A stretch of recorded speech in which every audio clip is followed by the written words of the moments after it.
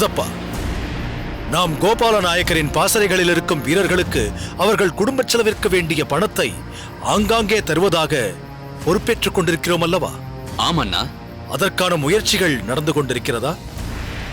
அந்த வீரர்களின் வீடுகளுக்கு பணம் போய் சேர்கிறதா? சரியான நேரத்திற்கு போய் சேர்ந்து விடுகிறதண்ணா. அப்படியா? அதை பற்றி நீ என்னிடம் எதுவுமே சொல்லவில்லை. தாங்கள் காளையார் கோவில் சென்று மருது பாண்டியர்களை சந்திப்பது, விருப்பாட்சிக்கு சென்று கோபால நாயக்கரை சந்திப்பது என்று பல பணிகளில் ஈடுபட்டிருக்கிறீர்கள். இதற்கிடையில் நான் வேறு உங்களுக்கு ஒரு சுமையாக இருக்க வேண்டாம் என்று எண்ணித்தான் இதை உங்களிடம் சொல்லவில்லை. தாங்கள் கேட்கும் போது சொல்லலாம் என்று காத்திருந்தேன். நீ சொல்வதும் சரிதான். சரி, பணத்தை எப்படி கொண்டு சென்றாய்? உன்னுடன் எத்தனை பேர் வந்தார்கள்? எப்படி கொண்டு போய் சேர்த்தீர்கள்? ஆங்கிலேய உளவாளிகளுக்கு தெரியாமல் இதை செய்ய வேண்டும் என்று பேசிக் கொண்டிருந்தோமே, அதன்படி செய்தீர்களா? ஒருவருக்கு கூட ஒரு துளி சந்தேகம் கூட வராத அளவிற்கு சாமர்த்தியமாக செய்திருக்கிறோம் அண்ணா. ஏனென்றால் பணத்தை எடுத்துக்கொண்டு நானும் போகவில்லை, வேறு யாரும் உடன் செல்லவில்லை. ஆனால் அது அங்கங்கே தானாகவே நடந்து கொண்டிருக்கிறது. என்னதான் நடந்தது? சற்று புரியும்படியாக சொல். அண்ணா, ஒவ்வொரு அம்பலக்காரர்களின் நாடுகளில் உள்ள ஊர்களையும் முதலில் பட்டியலிட்டோம். அப்போது ஒரு ஊரிலிருந்து எத்தனை வீரர்கள் கோபால நாயக்கரின் பாசறையில் சேர சென்றிருக்கிறார்கள் என்பது தெரிந்தது. நானோ நம்மை சேர்ந்தவர்களோ அந்த வீடுகளுக்கு சென்றால்தானே சந்தேகம் வரும். அதற்கு அந்தந்த பகுதியில் உள்ள வணிகர்களை தொடர்பு கொண்டு அவர்கள் மூலம் அந்தந்த பகுதிகளுக்கு பணம் போய் சேரும்படி செய்துவிட்டோம். அருமையாக செயல்பட்டிருக்கிறாய் ஆதப்பா. அந்தந்த அம்பலக்காரர்களுக்கு அது தெரியும் அல்லவா? ஆங்காங்கே எந்தெந்த வணிகர்கள் மூலம் அதை செய்ய வேண்டும் என்பதை சொன்னதே அம்பலக்காரர்கள் தானே. அருமை அருமை ஆதப்பா. அந்த பணத்தை அவர்களுக்கு எப்போது தர வேண்டும்? வியாபார விஷயமாக வருவதாக அவர்கள் பாகனேரிக்கு வந்து அந்த பணத்தை பெற்றுக்கொண்டு செல்வதற்கு ஏற்பாடு செய்திருக்கிறேன். ஆஹா, அதப்பா, என் தம்பி ஒவ்வொன்றையும் எவ்வளவு துல்லியமாக திட்டமிட்டு செய்கிறான் என்பதை அறியும் போது எனக்கே வியப்பாக இருக்கிறது. விடுதலை வீரர்களின் குடும்பங்களுக்கு நம்மால் இயன்ற உதவியை செய்ய முடிகிறது என்று நினைக்கும் போது மகிழ்ச்சியாக இருக்கிறது. நீங்கள் மேலும் மகிழ்ச்சி அடையக்கூடிய செய்தி ஒன்று வந்திருக்கிறது. வா மேகநாதா, என்ன செய்தி அது? கோபால நாயக்கர் ஏற்பாடு செய்யும் கூட்டத்திற்கு தானும் வருவதாக ஒப்புக்கொண்டிருக்கிறாராம் பட்டமங்கலம் அம்பலக்காரர். ஆச்சரியமாக இருக்கிறது. இதில் ஆச்சரியப்பட என்ன இருக்கிறது ஆதப்பா? அந்த கூட்டத்தில் நீங்கள் தான் பிரதானமானவராக இருப்பீர்கள் என்பது பட்டமங்கலத்தாருக்கு தெரியும் அல்லவா? தெரியும். தற்போதுள்ள சூழ்நிலையில் தங்களை சந்திப்பதையே தவிர்த்துக் கொள்ள நினைப்பார் என்று நினைத்தேன். ஆனால் எனக்கு அப்படி ஒரு சந்தேகம் ஏற்படவில்லை. எப்படி அவ்வளவு உறுதியாக சொல்கிறீர்கள்? என்னிடம் தனிப்பட்ட முறையில் பகை கொண்டிருந்தாலும் தேசப்பற்றில் வல்லத்தரையன் யாருக்கும் குறைந்தவன் அல்ல. எது எப்படியானாலும் நாட்டை விட்டுக் கொடுக்க மாட்டான். இந்த நேரத்தில் என்ன செய்ய வேண்டுமோ அதைத்தான் செய்திருக்கிறான். வல்லத்தரையன் நன்கு யோசித்து சரியான முடிவைத்தான் எடுத்திருக்கிறான். சிறிதும் கூட யோசிக்காமல் தவறான முடிவை எடுத்திருக்கிறாய் வல்லத்தரையா. அந்த கூட்டத்தை யார் நடத்தினால் என்ன, அதில் கலந்து கொள்ள யார் சென்றால் என்ன? நீ போகக்கூடாது. நீ தவறு செய்து விட்டாய் வல்லத்தரையா. வல்லத்தரையின் மேல் தவறில்லை அத்தை. அவனாக நிச்சயம் அதற்கு சம்மதம் தந்திருக்க மாட்டான். வைரமுத்தன் வற்புறுத்தி சம்மதிக்க வைத்திருப்பான். வைரமுத்தன் எப்படி என் வயிற்றில் பிறந்தான் என்றே எனக்கு புரியவில்லை. வல்லத்தரையனை போன்ற ஒரு வைராகிய குணம் கொண்டவனுக்கு இப்படி ஒரு தம்பியா? புலியின் குகையிலிருந்து எப்படி ஒரு மான்குட்டி வர முடியும்? வைரமுத்தன் ஒன்றும் மான் அல்ல அம்மா. அவன் வாழ் வீசும் போது பார்த்திருந்தால் இப்படி பேசியிருக்க மாட்டீர்கள். அவன் களத்தில் நின்று போர் புரியும் போது நீங்கள் யாரும் பார்த்ததில்லை. நான் பார்த்திருக்கிறேன். ஏதோ கருத்த ஆதப்பன் ஆங்கிலேயரோடு நடந்த போரில் பெரிதாக சாதித்து விட்டான் என்று பேசுகிறார்களே, அங்கெல்லாம் என் தம்பி வைரமுத்தன் இருந்திருந்தால் அந்த ஆதப்பன் பெயரே தெரிந்திருக்காது. அத்தகைய வீரன் என் தம்பி. அது வேறு விஷயம் வல்லத்தரையா. இப்பொழுது நாம் பேசுவது இன்று வைரமுத்தன் பாகனேரிக்கு சார்பாக இருக்கிறானே என்பதை பற்றிதான்.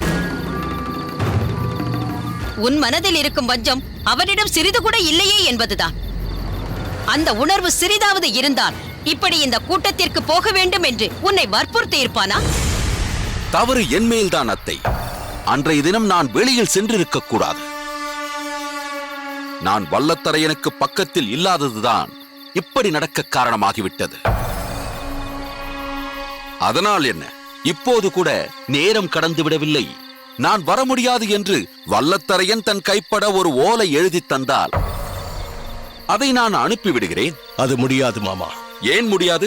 வல்லத்தரையன் வழி தவறி சென்றான் என்று கூட இருக்கலாமே தவிர வாக்கு தவறி நடந்து கொண்டான் என்று இருக்கக்கூடாது.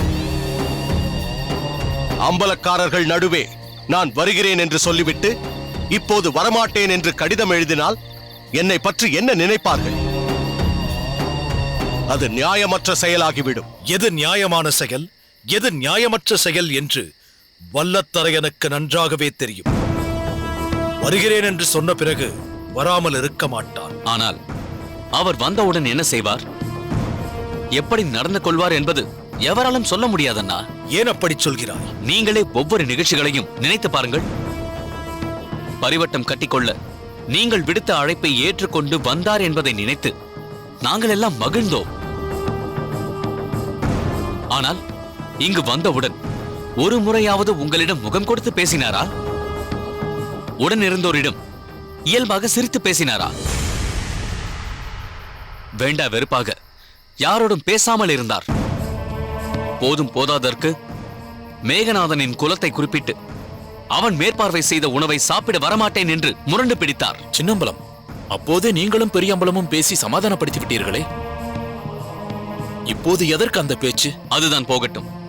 விருந்துண்டு புறப்படும் போது அம்பலக்காரர்களை கௌரவப்படுத்தும் வகையில் எவ்வளவு அரிய அன்பளிப்புகளை தந்து அனுப்பினீர்கள்.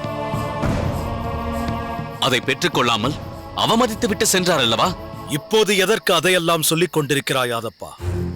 பட்டமங்கலத்தார் எப்படிப்பட்டவர் என்பதை தங்களுக்கு நினைவுபடுத்துவதற்காகத்தான் ஊமைத்துறையார் உங்களையும் அவரையும் ஒன்றாக இணைத்து வைக்க வேண்டும் என்பதற்காகத்தானே மருது பாண்டியர்களை பாதுகாக்கும் பொறுப்பை இருவரும் சேர்ந்து ஏற்றுக்கொள்ள வேண்டும் என்றார்.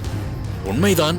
ஆனால் பட்டமங்கலத்தாரோ பாகனேரியாருடன் சேர்ந்து என்னால் இதை செய்ய முடியாது என்று பிடிவாதமாக மறுத்துவிட்டாரே.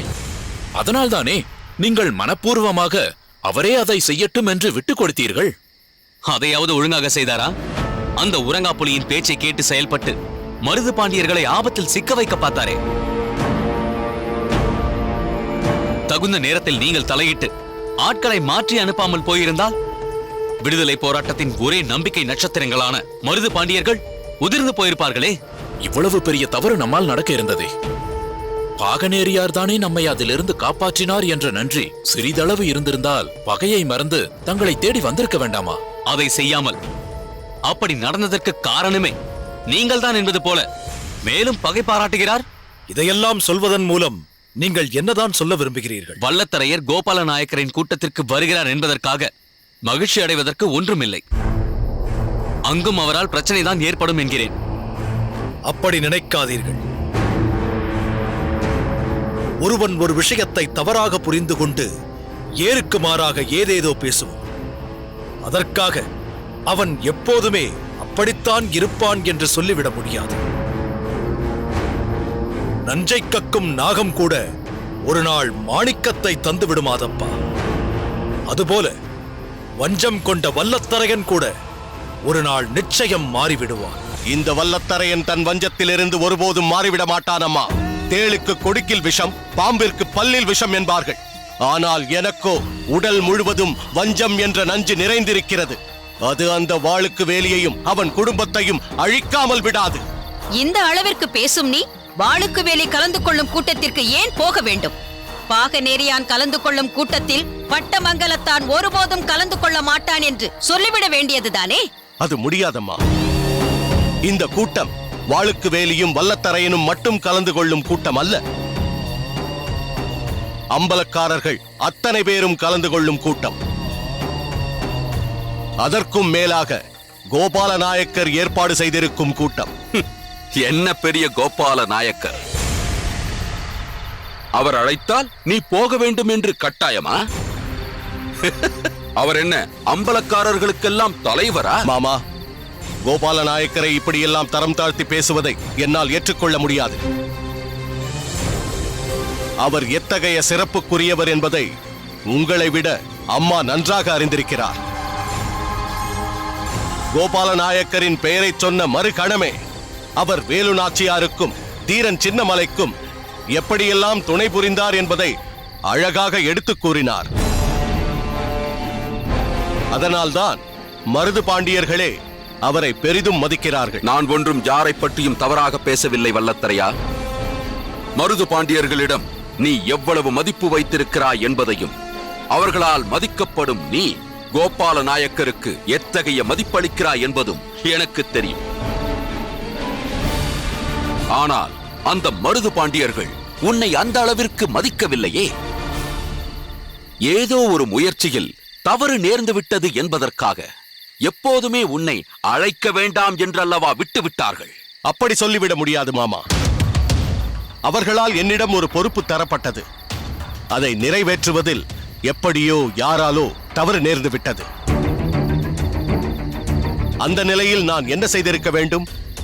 நானே அவர்களை தேடிச் சென்று இப்படி ஒரு நிலை ஏன் ஏற்பட்டது என்று விளக்கம் தந்திருக்க வேண்டும். ஆனால் நான் அதை செய்ய முடியவில்லை. வாளுக்கு வேலி இதில் சம்பந்தப்பட்டிருக்கிறான் என்ற கோபத்தில் நான் அவர்களை கூட சந்திக்கவில்லை.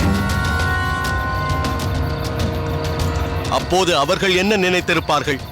தவறு நேர்ந்து விட்டதே என்று வெட்கப்பட்டு கொண்டு தங்களுக்கு முன்னால் வராமல் இருக்கும் வல்லத்தரையனை நாமாக அழைத்து மேலும் சங்கடப்படுத்த வேண்டாம் என்றுதானே நினைத்திருப்பார்கள். அதெல்லாம் எப்படியோ போகட்டும். இப்பொழுது நீ அந்த கூட்டத்திற்கு சென்று வாளுக்கு வேலியை சந்திக்க தேவையில்லை. இனி அவனை என்றாவது பார்ப்பதாக இருந்தால் அவனை வெட்டி சாய்ப்பதாகத்தான் இருக்க வேண்டும். நிறுத்துங்கள் அம்மா. என்ன பேசுகிறீர்கள்? எந்த நேரத்தில் என்ன சொல்லிக் கொண்டிருக்கிறீர்கள்? இப்பொழுது கோபால நாயக்கர் நடத்த போகும் கூட்டம் எதற்கு என்று உங்களுக்கு தெரியுமா? அவர் எவ்வளவு பெரிய சாதனையை நிகழ்த்தி இருக்கிறார் என்பதை நீங்கள் அறிவீர்களா? துப்பாக்கியை வைத்துக் கொண்டு பூச்சாண்டி காட்டிக் கொண்டிருக்கிறார்களே வெள்ளையர்கள், அவர்களுக்கு சமமாக நம்மாலும் அந்த துப்பாக்கியை ஏந்த முடியும் என்று தாமே அதை தயாரித்திருக்கிறார். அதற்காக ஆயுத சாலைகளை பரவலாக ஆங்காங்கே உருவாக்குவதை பற்றி பேசுவதற்காகத்தான் அம்பலக்காரர்களை அழைத்திருக்கிறார். வீரம்மா, என்ன உளறுகிறாய்? அது எப்படி முடியும்? முடியாது என்பதையும் செய்து காட்டுபவர்தான் கோபால நாயக்கர். அக்கா சொல்வது உண்மைதான். அதற்காகத்தான் என்னை அழைத்திருக்கிறார்கள். அதை பற்றி வைரமுத்தன் அக்காவிடம் சொல்லி இருக்கிறான் என்று தெரிகிறது. இப்பொழுது சொல்லுங்கள் அம்மா, இப்படிப்பட்ட கூட்டத்திற்கு வல்லத்தரையன் போகாமல் இருக்கலாமா? நீங்கள் எப்பொழுது பார்த்தாலும் உங்கள் தனிப்பட்ட வஞ்சத்தை பற்றி பேசி பேசியே அவனை எதற்குமே செல்ல முடியாதபடி செய்து கொண்டிருக்கிறீர்கள்.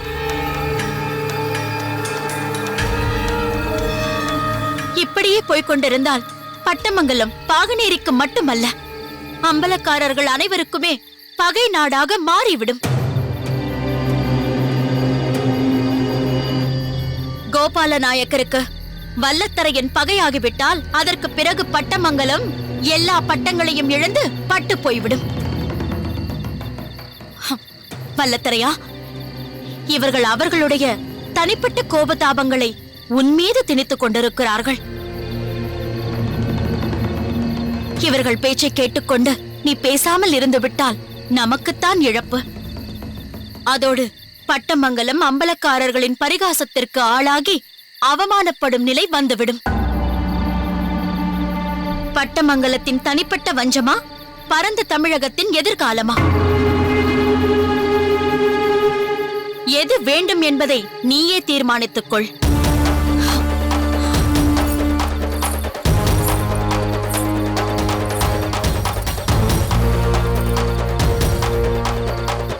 வல்லத்தரையா, வீரம்மாளின் பேச்சை கேட்காதே, நான் சொல்வதை கேள். வேண்டாம் அம்மா, எதையும் சொல்லி என்னை தடுக்க முயற்சி செய்யாதீர்கள்.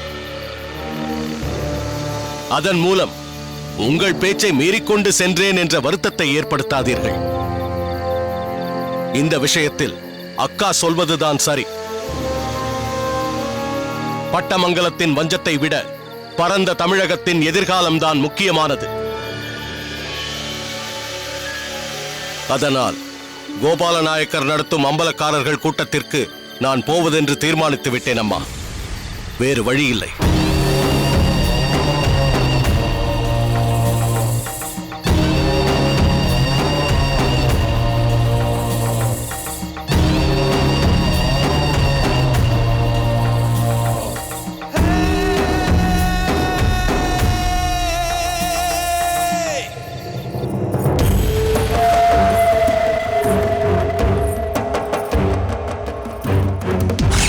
சுந்தரி நடனத்திற்கு வடிவ நடனம் ஒன்றும் குறைந்து விடவில்லையே. இன்னும் சொல்ல போனால் சுந்தரியை விட வடிவிடம் தானே இளமையும் நளினமும் இருக்கிறது.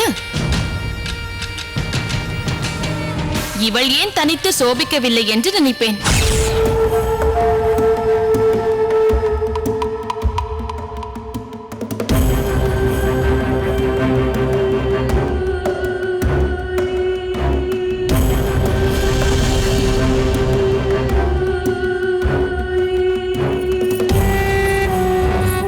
வடிவு, மல்லிகா எதற்காக உன் துணிமணிகளை எடுத்து வைத்துக் கொண்டிருக்கிறாள்?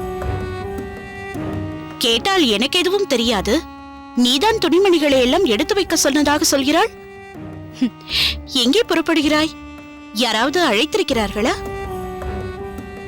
ஓஹோ, இங்கேயே ஒரு வாரம் தங்கியிருந்து கல்யாணிக்கு நடனம் கற்றுக்கொடு என்று பாகனேரியார் சொல்லிவிட்டாரா? பாவம் நீ, எத்தனை நாட்களுக்கு தான் அங்கேயும் இங்கேயும் போய்கொண்டும் வந்து கொண்டும் இருப்பாய்?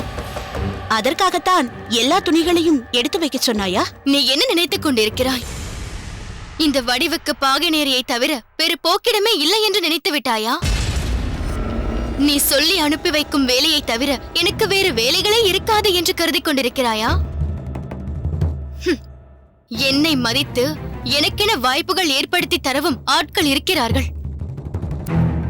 அவர்கள் என்னை அழைத்து நீ தனியாக ஆடினால் உனக்கென பல மேடைகளை ஏற்பாடு செய்து தருவதற்கு காத்திருக்கிறோம் என்றார்கள். அதனால்தான் நான் இப்பொழுது மொத்தமாகவே இந்த வீட்டை விட்டு போவதென்று தீர்மானித்து விட்டேன்.